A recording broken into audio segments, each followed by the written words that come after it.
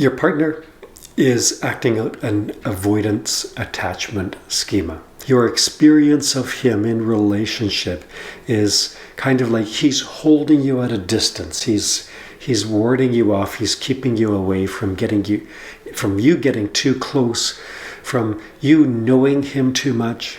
It's crazy making, isn't it? For some reason, you are in a relationship, and maybe another relationship with the guy that is gaslighting you. Why do you get gaslighting from him? What's going on?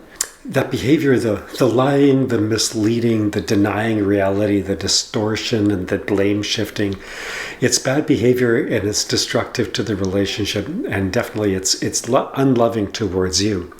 So if I was talking to him, I would say he should stop doing that. It is wrong. Right? But if that is the end of your reflection on this relationship that you're experiencing, where you're experiencing gaslighting and narcissistic behavior, if that's the end of your reflection, then you're missing something important. He's behaving badly and he should change. Agreed. But what about you?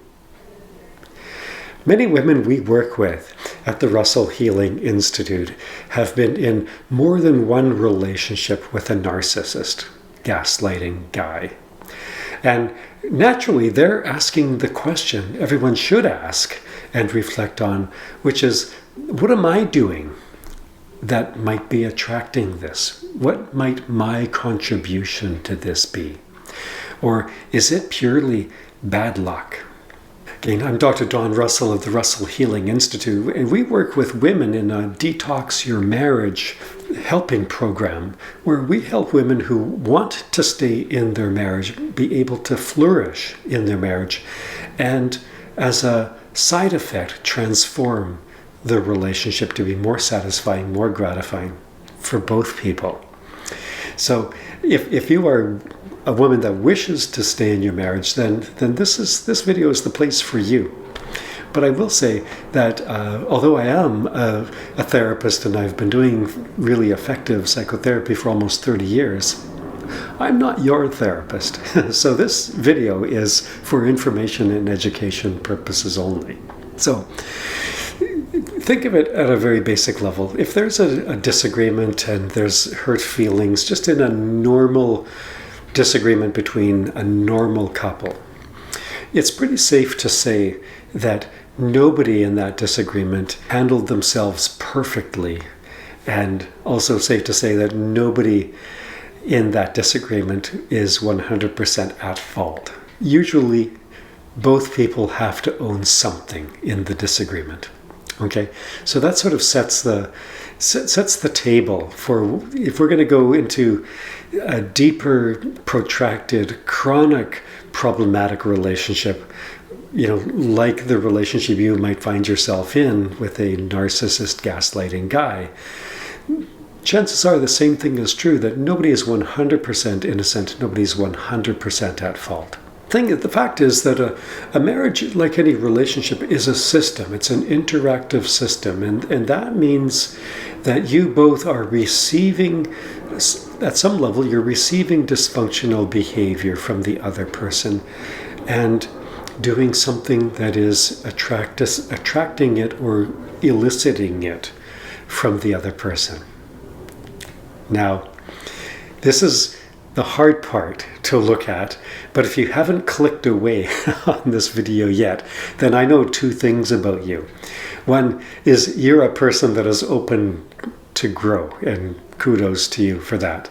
And two, you're going to come away from this short video with wisdom that you maybe haven't had before, and I promise it's going to be worth it. So if you're struggling in a relationship with a gaslighting narcissist, chances are you're dealing with a man that has suffered trauma, and he is acting out his fight or flight responses that he picked up long before this relationship from an earlier trauma experience. Chances are childhood attachment, what we call in the business attachment injury or developmental injury. That trauma was encoded in his nervous system at an early age, And fast forward decades, and when he feels threatened, he acts out in a fight or flight response. It could be other trauma survival responses, but those are the most likely in this kind of relationship with, a narcissist guy, a gaslighting guy. Now, in attachment terms, he is acting out an avoidance attachment schema. There's lots wrapped up in that. We don't have time for it in this video, but subscribe to our channel and you'll find a video that speaks more about that.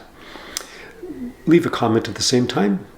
Click a like at the same time, but definitely subscribe to this channel too, so that you get more videos on the same topic. Your partner is acting out an avoidance attachment schema. What that means practically is he's keeping distance emotionally and in terms of intimacy. So just check for a moment as you're listening to me talk, and just check that out and try that on in your gut and see if it resonates, that your experience of him in relationship is kind of like he's holding you at a distance. He's warding you off. He's keeping you away from you getting too close, from you knowing him too much, him getting to know you too much. That is an avoidance attachment schema.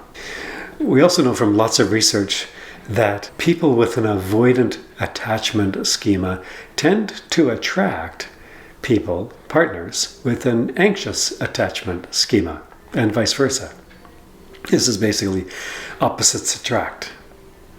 So what we have in the relationship, in very broad strokes here, is one person is trying to create more space and more distance in the relationship, stay away. And the other person is trying to create more closeness or intimacy in the relationship. Come closer, I want to feel more bonded and connected to you. One person is creating space, the other person is attempting to create closeness and intimacy.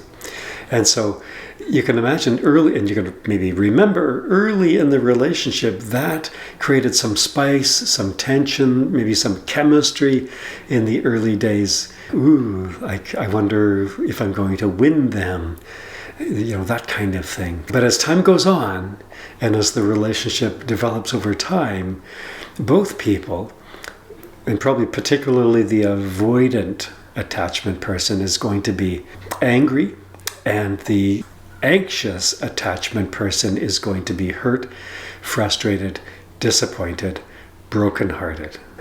Well, that sounds really depressing. I'm sorry to bring, bad news, but it's my mission to speak the truth in love on this channel. I also want to give you some encouragement that this relationship can be transformed into a relationship that is mutually satisfying and mutually gratifying. It requires deep work by at least one person, but it's not hard, painful work. Essentially, that work is for the woman, because typically it's the woman that recognizes something is wrong and recognizes that something has to be done to improve it. So I'm going to talk to the woman. She needs to shift her attachment schema from an anxious attachment schema to a secure attachment.